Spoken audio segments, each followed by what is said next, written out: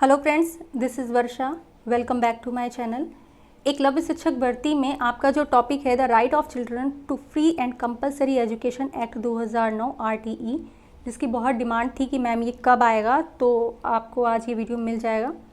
तो स्टार्ट करते हैं वीडियो। चैनल पर नए हैं तो प्लीज़ चैनल को लाइक, शेयर एंड सब्सक्राइब ज़रूर करें।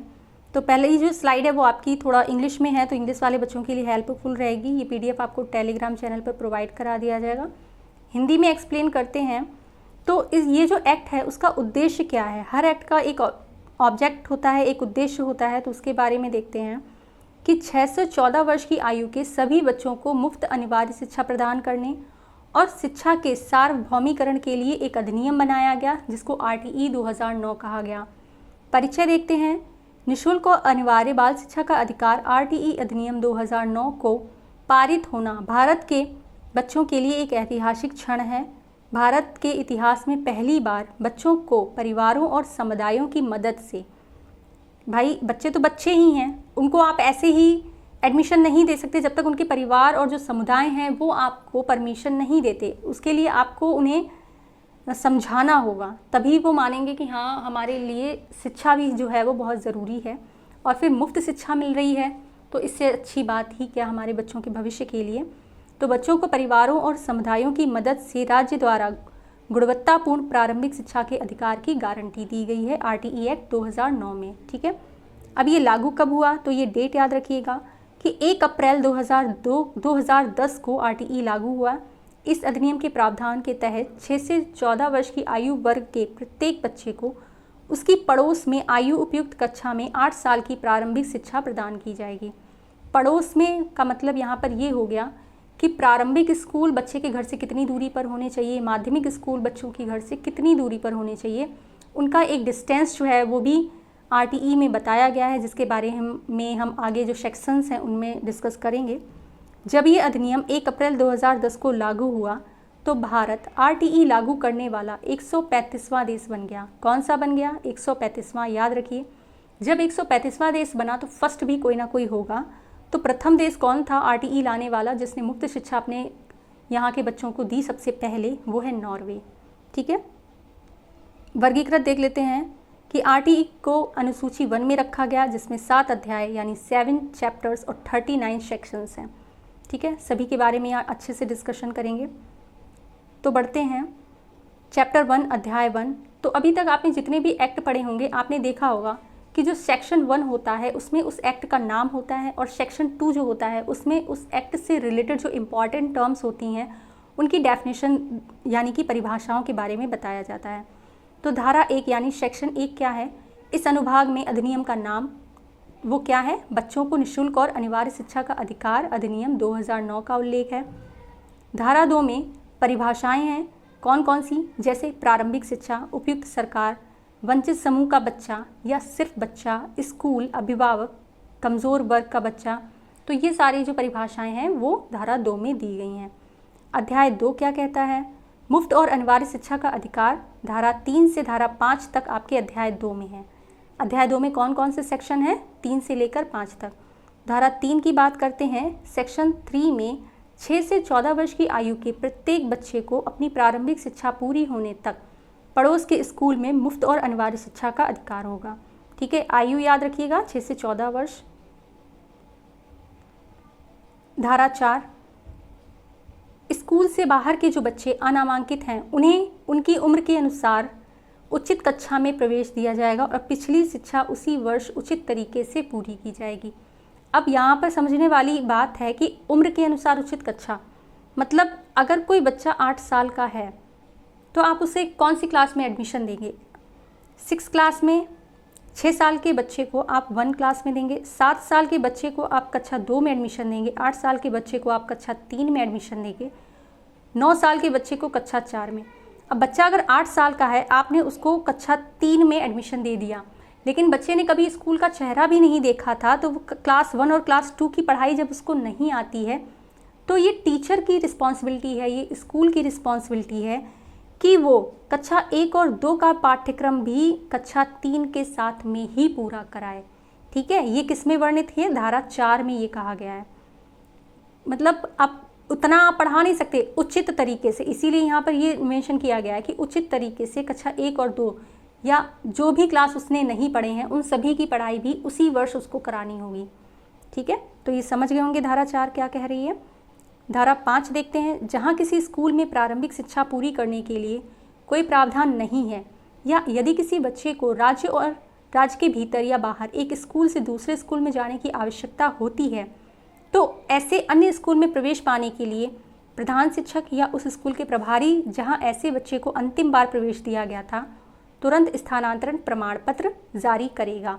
तो ये जो धारा 5 है वो टीसी से रिलेटेड है कि अगर कोई बच्चा स्कूल से जाना चाहता है, चाहे वो अपनी मर्जी से जाए, स्कूल में अगर आगे की क्लासेस नहीं है तो जा सकता है, उसका मन नहीं है वहाँ पढ़ने का तो वो जा सकता है। तो ऐसी स्थिति में जो हेडमास्टर हैं, जो वो टीचर हैं जो टीसी दे रहे हैं, वो उसको मना नहीं कर सकते। ठीक है, आपको स्थानांतरण प्रमाण पत्र देना ही होगा। अध्याय 3 देखते हैं। उपयुक्त सरकार, स्थानीय प्राधिकारी और माता पिता के कर्तव्य, ये धारा 6 से 11 के अंतर्गत है। धारा 6 में क्या है, इस अधिनियम में लागू होने से 3 वर्ष की अवधि तक भीतर 1 किलोमीटर में प्राथमिक विद्यालय और 3 किलोमीटर में उच्च प्राथमिक विद्यालय स्थापित किए जाएंगे। तो इसी की बात अभी हम कर रहे थे कि पड़ोस के स्कूल से मतलब क्या हो गया यहाँ पर कि बच्चे का घर जहाँ पर है, बच्चे के घर से 1 किलोमीटर की दूरी पर प्राइमरी स्कूल होना चाहिए और 3 किलोमीटर की दूरी पर उच्च प्राथमिक विद्यालय स्थापित किए जाएंगे।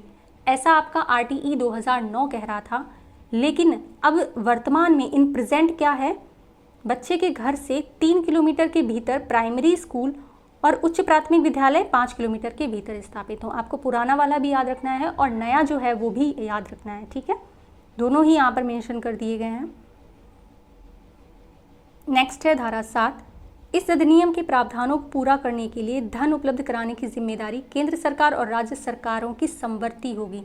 ऐसा नहीं है कि भाई सिर्फ केंद्र सरकार ही धन देंगे या राज्य सरकार ही धन देंगे, ये दोनों की जिम्मेदारी है। ठीक है, 1 अप्रैल 2018 से केंद्र और राज्य सरकार का अनुपात व्यय क्रमशः 60 और 40 था। वर्तमान में यहाँ पर कितना है ये आप लोग देख लीजिएगा थोड़ा सा। उत्तर पूर्वी राज्य में 90 और 10 का अनुपात है। ठीक है, तो केंद्र सरकार यहाँ पर 60 और राज्य सरकार 40, इसी तरह यहाँ पर केंद्र सरकार 90 और राज्य सरकार 10। ठीक है, धारा 8 समुचित सरकार के कर्तव्यों का उल्लेख करती है। धारा 10 स्थानीय प्राधिकारी के कर्तव्यों का उल्लेख करती है। तो जब स्थानीय प्राधिकारी कुछ समस्या आती है तो वो समुचित सरकारों को खबर करती है और समुचित सरकारों को अगर कोई प्रॉब्लम आती है तो राज्य और राज्य को अगर कुछ दिक्कत है तो वो केंद्र सरकारों के पास जाती है। अब धारा 10 देखिए, ये माता पिता और अभिभावक का कर्तव्य है। भाई सबसे ज़्यादा इम्पॉर्टेंट तो मम्मी पापा ही तो हैं भाई, उनको ही तो अपने बच्चों के भविष्य के बारे में सोचना है कि हमें अपने बच्चे को पढ़ाना है या नहीं पढ़ाना है। अब माता पिता तक ये सूचना कैसे जाएगी कि भाई मुफ्त शिक्षा भी मिल रही है, तो वो स्थानीय प्राधिकारी के कर्तव्य है कि वो घर घर जाकर बताएं कि आपके बच्चे के लिए ऐसी ऐसी योजनाएं चल रही हैं, आप एडमिशन कराइए, हम वहाँ उनको भोजन भी देंगे, शिक्षा भी देंगे, साथ ही कपड़े भी देंगे, है ना। जो भी सुविधाएं वहाँ पर अवेलेबल हैं, ये सारी चीज़ें कौन बताएगा, स्थानीय प्राधिकारी के कर्तव्यों के अंतर्गत आ जाती है। तो प्रत्येक माता पिता या अभिभावक का ये कर्तव्य होगा, जब उनको इस सुविधाओं के बारे में जानकारी मिले तो वो अपने बच्चे के भविष्य के बारे में सोचकर बच्चे या वार्ड जैसा भी मामला हो को पड़ोस के स्कूल में प्रारंभिक शिक्षा के लिए प्रवेश दें या दिलवाएं। ठीक है, सबसे बड़ी मेन रिस्पॉन्सिबिलिटी माँ और पिता की ही हो रही है यहाँ पर। अब धारा 11, ये तो होगी 6 से 14 साल के बच्चों की बात, लेकिन धारा 11 में ये भी कहा गया है कि अगर बच्चा 3 से 6 का है यानी कि छोटा है तो उसके लिए आंगनबाड़ी और नंदन घरों जैसे प्री स्कूली शिक्षा भी प्रदान करने की जो जिम्मेदारी है वो आरटीई 2009 में वर्णित है, लिखित है। ठीक है, नेक्स्ट बढ़ते हैं चैप्टर 4। अब अगर आपसे कभी ये पूछा जाए कि पूरे आरटीई 2009 में सबसे बड़ा अध्याय कौन सा है, तो वो हो जाता है अध्याय 4, जिसमें responsibilities of school and teachers, जिसमें स्कूल और टीचर की जितनी भी रिस्पॉन्सिबिलिटीज़ हैं उनके बारे में बात की गई है। इसके सेक्शन भी सबसे ज़्यादा हैं, सेक्शन 12 से 28 तक के जितने भी सेक्शन हैं वो आपके अध्याय 4 में हैं। सभी सेक्शंस के बारे में यहाँ पर डिस्कशन करेंगे। धारा 12 देखते हैं क्या है। मुफ्त और अनिवार्य शिक्षा के लिए स्कूल की जिम्मेदारी की सीमा। कक्षा 1 से 8 तक के स्कूलों में कुल सीटों का 25% गरीब, कमज़ोर वर्गों, असुविधाग्रस्त, वंचित वर्गों और वंचित बच्चों के लिए आरक्षित किया जाएगा मुफ्त शिक्षा के लिए। तो ये प्राइवेट स्कूलों के लिए प्रावधान किया गया है कि 25% जो सीट्स हैं वो आपको गरीब और ऐसे बच्चों के लिए देनी होंगी जो शिक्षा से दूर रहे हैं। ठीक है। धारा 13, कोई भी स्कूल या व्यक्ति किसी बच्चे को प्रवेश देते समय कोई कैपिटेशन शुल्क नहीं लेगा। बच्चे या उसके माता पिता या अभिभावक को किसी भी स्क्रीनिंग प्रक्रिया के अधीन नहीं करेगा, और अगर वो कैपिटेशन फीस ले लेता है तो जितनी उसने फीस ली है उसके 10 गुना तक बढ़ाकर उससे वो जुर्माने के रूप में ले लिया जाएगा वापस। ठीक है, तो ये समझ गए आप। धारा 14 क्या है? प्रवेश के लिए आय प्रमाण पत्र और जन्म प्रमाण पत्र ना होने की स्थिति में आप बच्चे को प्रवेश से वंचित नहीं कर सकते हैं। याद रखिए, धारा 14 में जन्म प्रमाण पत्र और आयु प्रमाण पत्र की बात की गई है। अब बात करते हैं धारा 15, प्रवेश से इनकार नहीं। 14 में कब प्रवेश से इनकार नहीं था? जब जन्म प्रमाण पत्र, आयु प्रमाण पत्र या कोई कागज़ अगर उसके पास नहीं है तो आप उसको एडमिशन देने के लिए मना नहीं कर सकते, आपको फिर भी एडमिशन देना होगा। ठीक है। लेकिन धारा 15 क्या कह रही है? इसमें यह है कि प्रवेश की निर्धारित तिथि के बाद बच्चे को स्कूल में प्रवेश से इनकार नहीं किया जाएगा और निर्धारित तिथि से 6 महीने 30 सितंबर तक प्रवेश दिया जाएगा। अब इसका मतलब क्या है कि एडमिशन कब शुरू होते हैं? आजकल अप्रैल में होते हैं। ठीक है।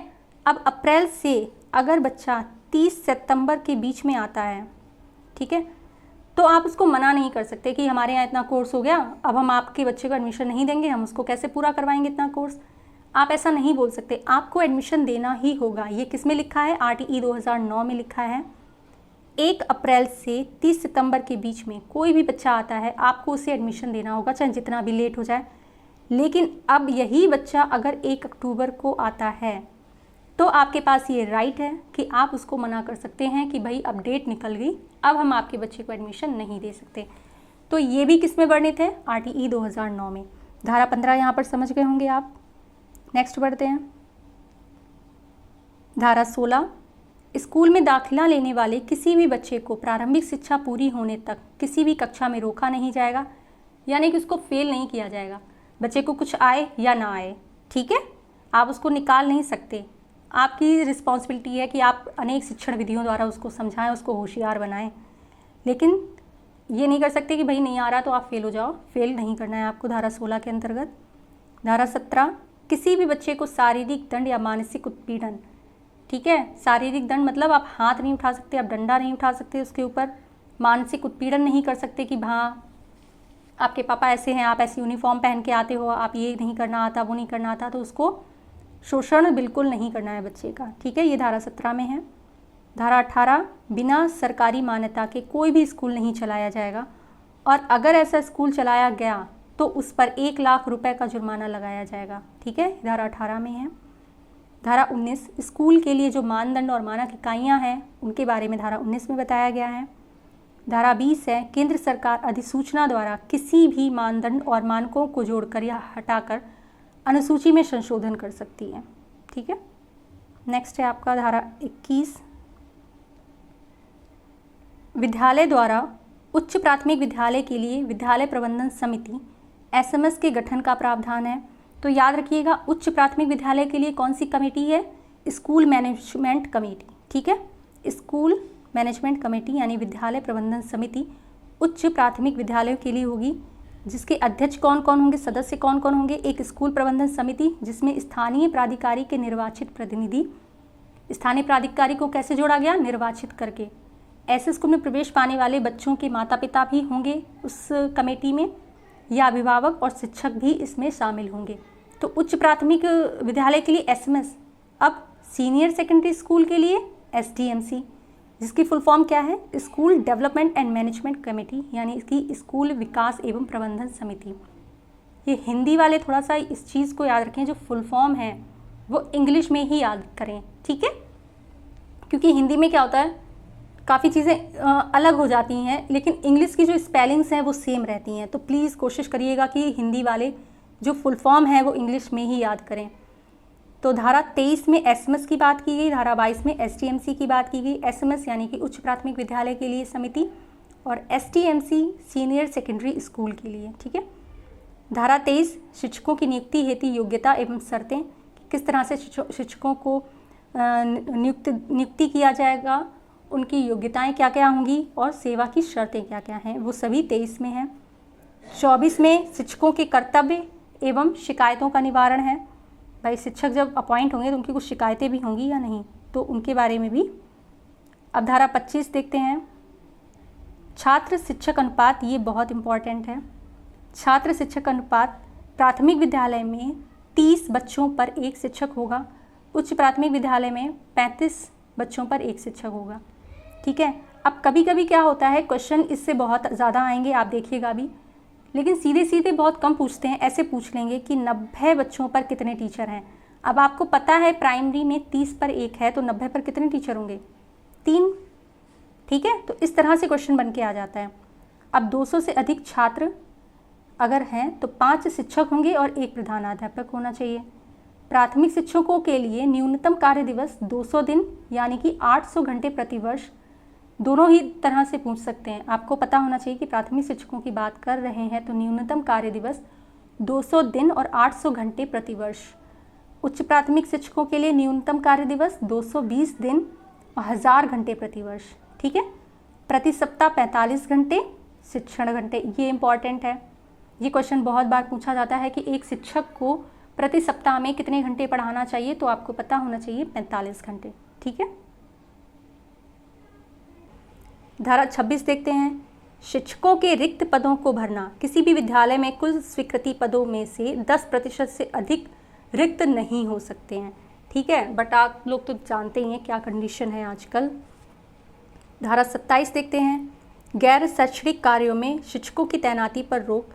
शिक्षकों को 10 वर्षीय जनगणना, आपदा राहत कार्य, चुनाव कार्य के अलावा किसी भी अन्य कार्य में ड्यूटी पर नहीं लगाया जा सकता। बट यही कार्य बहुत ही ज़्यादा हो जाते हैं, क्योंकि एक टीचर का काम सिर्फ पढ़ाना है, बच्चे के भविष्य को बनाना है। जब इस तरह के कार्यों में इनको लगा दिया जाता है तो टीचर अपना पूरा फोकस बच्चों पर नहीं दिखा पाता है। ठीक है, तो आई थिंक तो इससे भी मुक्त कर देना चाहिए। नेक्स्ट बढ़ते हैं, धारा 28, शिक्षक द्वारा निजी ट्यूशन पर रोक। कोई भी शिक्षक अपना प्राइवेट ट्यूशन सेंटर नहीं खोल सकता। ठीक है, कहीं पर भी ट्यूशन नहीं दे सकता। अब आते हैं अध्याय 5 चैप्टर 5 पर, प्रारंभिक शिक्षा पाठ्यक्रम एवं समापन। धारा 29 और 30 जो है वो अध्याय 5 में है।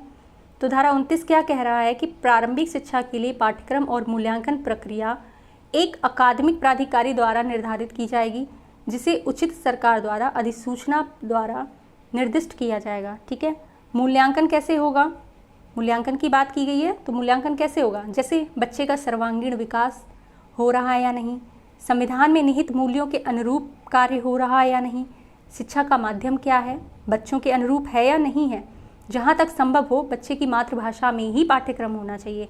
तो ये सारी जो चीज़ें हैं वो धारा 29 में है। एक चीज़ और याद रखिएगा, इनके साथ में जो आपको गवर्नमेंट गजट दिए जाएँ उनको 1 या 2 बार पढ़ ज़रूर लीजिए। ठीक है, ताकि कोई भी पॉइंट आप लोगों से मिस ना हो। धारा 30 देखते हैं, परीक्षा और पूर्णतया प्रमाण पत्र। प्रारंभिक शिक्षा पूरी होने तक किसी भी बच्चे को कोई भी बोर्ड परीक्षा उत्तीर्ण करने की आवश्यकता नहीं होती। तो प्रारंभिक शिक्षा कक्षा 1 से 8। ठीक है, अपनी प्रारंभिक शिक्षा पूरी करने वाले प्रत्येक बच्चे को ऐसे प्रारूप में और ऐसी रीति से जो निर्धारित किया जाए एक प्रमाण पत्र प्रदान किया जाएगा। जब वो क्लास 8 अपना प्रारंभिक शिक्षा उसकी पूरी हो जाए तो उसको एक प्रमाण पत्र दे दिया जाता है। तो ये परीक्षा और पूर्णता प्रमाण पत्र ये धारा 30 के अंतर्गत है। नेक्स्ट बढ़ते हैं, अध्याय 6 बच्चों के अधिकार का संरक्षण। धारा 31 से 34। धारा 31 बच्चों के शिक्षा के अधिकार की निगरानी। बाल अधिकार संरक्षण आयोग अधिनियम की धारा 3 के तहत गठित राष्ट्रीय बाल अधिकार संरक्षण आयोग या जैसा भी मामला हो धारा 17 के तहत गठित राज्य बाल अधिकार संरक्षण आयोग। अब ये चीज़ नोट करने वाली है कि धारा 3 के तहत कौन गठित हुआ, राष्ट्रीय बाल अधिकार संरक्षण आयोग, और धारा 17 के तहत कौन गठित हुआ, राज्य बाल अधिकार संरक्षण आयोग। 2005-2006 का 4 उस अधिनियम के तहत उन्हें सौंपे गए कार्यों के अतिरिक्त होगा। ठीक है, धारा 32 क्या कहता है कि शिकायतों का निवारण। धारा 31 में किसी बात के बावजूद इस अधिनियम के तहत बच्चे के अधिकार से संबंधित कोई भी शिकायत करने वाला कोई भी व्यक्ति अधिकार क्षेत्र वाले स्थानीय प्राधिकारी को लिखित शिकायत कर सकता है। ठीक है, अगर किसी भी तरह से आपको ये लग रहा है कि बच्चे को जो सुविधाएं हैं वो नहीं मिल रही है, शिक्षा नहीं मिल रही है, मिड डे मील सही से नहीं मिल रहा है, या कोई भी चीज़ है जो उसको नहीं मिल पा रही है, तो आप स्थानीय प्राधिकारी से लिखित सहायता मांग सकते हैं, लिखित शिकायत कर सकते हैं। ये धारा 32 के अंतर्गत है। नेक्स्ट बढ़ते हैं, धारा 33, राष्ट्रीय सलाहकार परिषद का गठन। केंद्र सरकार अधिसूचना द्वारा एक राष्ट्रीय सलाहकार परिषद का गठन करेगी जिसमें 15 से अधिक सदस्य नहीं होंगे। जिन्हें केंद्र कितने सदस्य नहीं होंगे ये भी पूछ सकते हैं कि राष्ट्रीय सलाहकार परिषद के गठन में टोटल कितने सदस्य होते हैं। तो आपको पता होना चाहिए कि 15 से कम ज़रूर हो, लेकिन 15 से अधिक सदस्य नहीं होंगे। ठीक है। जिन्हें केंद्र सरकार या आवश्यक समझे, जिन्हें ज्ञान और व्यवहारिक जानकारी रखने वाले व्यक्तियों में से नियुक्त किया जाएगा। प्रारंभिक शिक्षा और बाल विकास के क्षेत्र में अनुभव हो, ऐसे व्यक्तियों को नियुक्त किया जाएगा जिनको प्रारंभिक शिक्षा और बाल विकास के क्षेत्र में अनुभव हो। ठीक है। धारा 33 में है। धारा 34, राज्य सलाहकार परिषद का गठन। राज्य सरकार अधिसूचना द्वारा एक राज्य सलाहकार परिषद का गठन करेगी जिसमें 15 से अधिक सदस्य नहीं होंगे। तो राष्ट्रीय सलाहकार परिषद के गठन में भी 15 से अधिक सदस्य नहीं और राज्य सलाहकार में भी 15 से अधिक सदस्य नहीं होने चाहिए। 33 में आपके राष्ट्रीय के बारे में राष्ट्रीय सलाहकार की बात हो रही है और धारा 34 में राज्य सलाहकार परिषद के गठन की बात हो रही है। ठीक है। ऐसे को रिलेट करके थोड़ा पढ़िएगा तो जल्दी याद हो जाएगा। जितने राज्य सरकार आवश्यक समझे, यहाँ पर भी प्रारंभिक शिक्षा एवं बाल विकास के क्षेत्र में जिनका ज्ञान ज़्यादा होगा उन्हीं लोगों को राज्य सलाहकार परिषद के गठन में सदस्यों में शामिल किया जाएगा। ठीक है। नेक्स्ट बढ़ते हैं, अध्याय 7 जो कि आपका लास्ट अध्याय है। इसमें मिसलेनियस हैं जिसमें से जो इम्पॉर्टेंट है बस उसी को यहाँ पर लिया गया है। धारा 35 से 39 तक है। धारा 35 ही सबसे ज़्यादा इम्पॉर्टेंट थी तो यहीं पर इसको लिया है। निर्देश जारी करने की शक्ति कि केंद्र सरकार, उपयुक्त सरकार या जैसा भी मामला हो स्थानीय प्राधिकारी को ऐसे दिशा निर्देश जारी कर सकती है जैसा वह इस अधिनियम के प्रावधानों के कार्यान्वयन के प्रयोजनों के लिए उचित समझे। ठीक है। तो केंद्र सरकार ने किसको किया, दिशा निर्देश किसको दिए, स्थानीय अधिकारी को दिए। ठीक। अब नंबर 2 देखिए, उपयुक्त सरकार इस अधिनियम के प्रावधानों को कार्यान्वयन के संबंध में दिशा निर्देश जारी कर सकती है और स्थानीय प्राधिकारी या स्कूल प्रबंधन समिति को ऐसे निर्देश दे सकती है जैसा वो उचित समझे। ठीक है। अब स्थानीय प्राधिकारी क्या करेगा, स्थानीय प्राधिकारी स्कूल प्रबंधन समिति को दिशा निर्देश देगा कि ये जो कार्यान्वयन है वो हो रहा है या नहीं। ठीक है। तो पहले केंद्र सरकार ने स्थानीय प्राधिकारी को दिया, फिर स्थानीय प्राधिकारी ने किसको दिया, सारी चीज़ें देखकर स्कूल प्रबंधन समिति को दिया। ठीक है। तो यहाँ पर ये समझ गए होंगे। नेक्स्ट देखते हैं, उपयुक्त प्रावधानों के अलावा अधिनियम निम्नलिखित गुणवत्ता मानदंडों की भी गारंटी देता है। तो विद्यार्थी शिक्षक अनुपात की बात हम पहले कर चुके हैं कि 30 बच्चों पर एक शिक्षक, प्राथमिक कक्षा 1 से 5 के लिए और प्रारंभिक कक्षा 6 से 8 के लिए 35 शिक्षकों पर एक शिक्षक होगा, 35 बच्चों पर एक शिक्षक होगा। ठीक है। न्यूनतम शिक्षण के घंटे कितने होंगे, 4 प्रतिदिन और न्यूनतम कार्य दिवस 200 प्रतिवर्ष। भवन कैसा होगा, सभी मौसमी बाधाएं नहीं होनी चाहिए, निःशुल्क पहुंच होना चाहिए, 4 दीवारी होनी चाहिए, प्रत्येक शिक्षक के लिए एक कक्षा, मुख्य शिक्षक के लिए एक अलग कमरा, लड़के और लड़कियों के लिए अलग शौचालय, सुरक्षित पेयजल होना चाहिए, मध्याह्न भोजन के लिए एक रसोई और खेल का मैदान। ये पूरे भवन का निर्माण हो गया।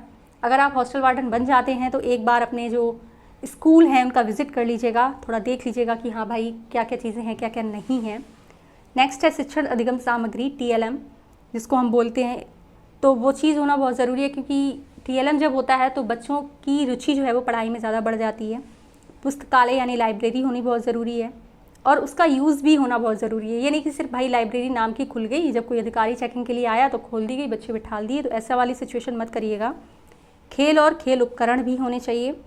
नेक्स्ट है, ये बच्चों के मुफ्त और अनिवार्य शिक्षा के अधिकार की सुरक्षा और निगरानी और बाल अधिकार संरक्षण के लिए राष्ट्रीय और राज्य आयोगों द्वारा शिकायतों के निवारण का प्रावधान करता है, जिसके पास एक नागरिक अदालत की शक्तियाँ होंगी। तो ये आपका था पूरा RTE act 2009। Thanks for watching. Like, share and subscribe ज़रूर करें। जो भी आपके डाउट एंड सजेशंस हैं उनको भी प्लीज़ आप लोग कमेंट बॉक्स में ज़रूर लिखिएगा। अब जब हमने थोड़ा बाइलिंगुअल लाने की कोशिश की है तो कुछ बच्चे बोल रहे हैं कि ma'am please hand written notes लाइए, तो अब ऐसा पॉसिबल नहीं हो सकता है क्योंकि उसमें बहुत ही ज़्यादा मेहनत लगती है पूरा लिखने में अपने हाथों से। एंड चैनल को ज़्यादा से ज़्यादा शेयर करिए। और जो आपके एक्ट जब कंप्लीट हो जाएंगे, अब ज़्यादा क्लासेस नहीं रह गई हैं, जैसे ही एक्ट आपके कंप्लीट हो जाएंगे वैसे ही थोड़ी जो आपके MCQ टाइप के क्वेश्चंस हैं वो करा दिए जाएंगे। ठीक है, बने रहिए ऐसी और यूज़फुल वीडियोज़ के साथ में। Thank you for watching.